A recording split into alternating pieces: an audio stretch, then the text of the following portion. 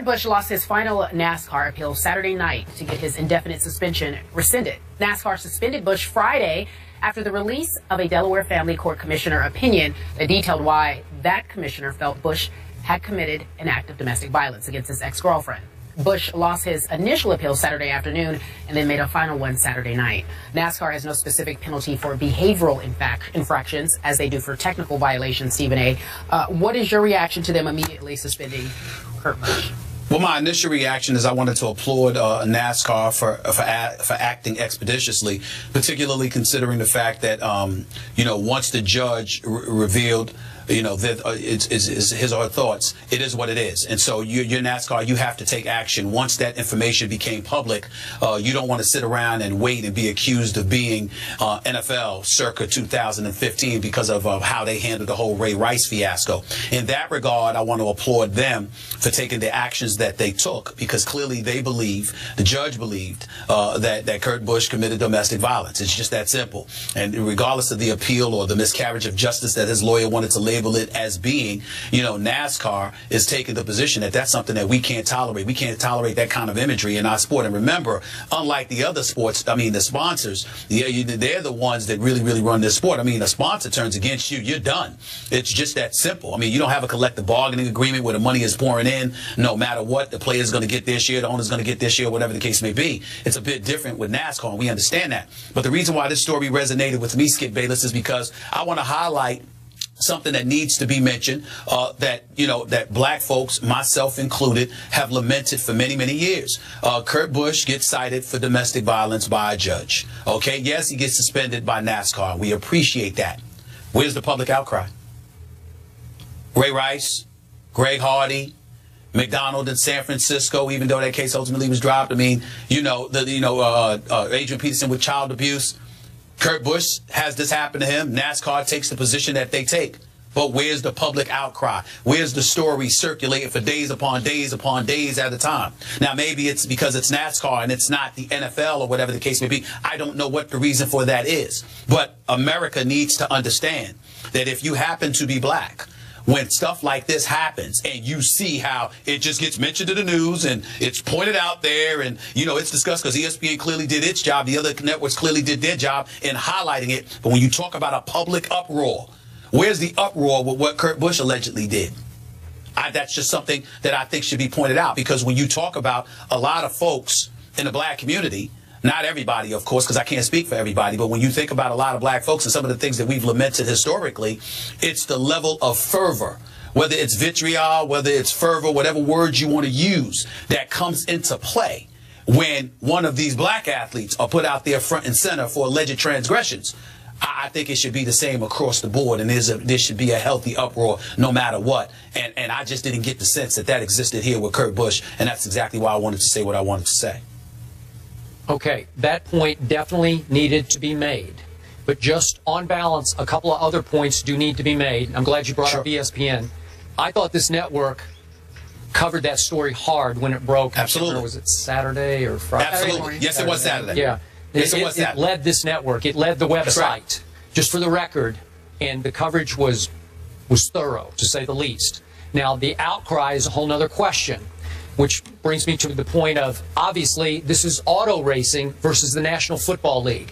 Obviously, there's much more passion, there's much more interest nationally in the National Football League than there is in auto race. Not that there isn't a lot of interest in NASCAR, a lot of interest in Indy 500. I watched, I'm not much of a fan, but I will always watch the end of Daytona. I watched it yesterday, the last 5 laps. I just kind of monitor until it's time to watch the last 5. I'll always watch the end of the Indy race, the open wheel race. But again, am I a big fan of NASCAR or open wheel racing at Indy? No, I'm not, Stephen A. And how often do we do topics on NASCAR on this show? Rarely. Rarely, if ever? If ever. We've done some Danica topics. We've done a Danica topic. We've done this one. It's relevant, that fits our audience. Yeah. Okay. So, again, you got to keep it in that perspective, and also in the perspective that Kurt Busch, remember, this was about a restraining order, a protective order. And this was the commissioner of the Delaware Family Court, as Kerry pointed out, who issued this protective order because he thought that Busch's actions, quote, constituted conduct that a reasonable person would find threatening or harmful. That was his opinion that he wrote and delivered on the protective order. But just remember, Kurt Busch was never arrested. No criminal and he is still yet to be charged. He might be charged, but it hasn't happened yet. And finally, you brought up Ray Rice, there's obviously no video here. If we had a video of what was alleged that Kurt Busch did to his ex-girlfriend, if it went viral, well, maybe we have a big outcry because we could see it. Sometimes that creates, like with Greg Hardy, we didn't have a video. With Ray McDonald, we didn't have a video. Now, with Greg Hardy, we had her testimony, which was graphic, I thought, and powerful, and I thought that tilted a lot of outcry and public opinion in the favor of her. But in this case, we don't have the video, and we do have her testimony so far. But again, go ahead. I get where you're coming from. Let me reiterate the point that I believed I made earlier. In no way did I point the finger at this network or any other network, because I thought they all did an outstanding job highlighting this story, particularly in the aftermath of the whole Ray Rice fiasco. They knew they had better do so. So nobody's pointing the finger at anybody in the media. And I'm fully aware of the fact that, Busch had not been charged with a crime, but the judge did determine his ex-girlfriend in September, he choked his ex-girlfriend and I believe slammed her head against the wall, according to the allegations. Anyway, that was the allegation. All I'm trying to say to you is this. I was speaking about this issue particularly due to the public outcry. And the reason why that's relevant, we have to understand that the NBA is popular. The NFL is the #1 sport in America. But I remember when we were talking about this Ray Rice and Kerry Champion, I'll ask you to please join this conversation from this respect. Correct me if I'm wrong, Skip and Kerry. When we were talking about the NFL, one of the things that was pointed out was that Major League Baseball had its issues throughout the years, but that wasn't something that was articulated or disseminated to the public in mass. So I look at it from the perspective that you have an abundance of black athletes in the NFL. You have an abundance of black athletes in the NBA. And those in the black community are making the argument that that appears to be a license for folks to sit there and say, there's a problem going on with these black dudes. When in fact, the problem, as an abundance of domestic violence groups would highlight, there is a problem nationwide, universally, regardless of ethnicity, where these problems are existent in terms of violence against women. There's no prejudice to it when it comes to race. There are white folks doing it. There are Hispanic folks that are doing it, etc., etc., etc. But it seems to be highlighted when black folks get themselves in trouble. But when other people get themselves in trouble, we don't hear the same kind of noise. And I think that has a problem. That's a problem because then black folks who have never committed any kind of domestic violence whatsoever get painted with a negative brush because of how they sound or whatever the case may be, because that's the people looking at black men and thinking this is a black male problem. And I'm here to tell you, as a black man who has never put his hand on a woman, I am here to tell you that it doesn't just exist within our community. It's a nationwide issue.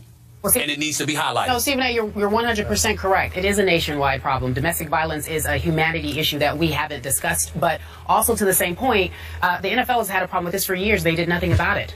I totally agree. They have done nothing about it. And the only reason why it became a concern for them, a top priority, is because of the Ray Rice video. So that's just to balance what we're saying here. But it is a nationwide problem. And I 100% feel your point. You don't want to make it seem like we're just highlighting black men who are in trouble and no one's upset. That's all I'm saying. I get your point 100%. Let's leave it there, gentlemen. When we come back, we'll have more First Take after the break.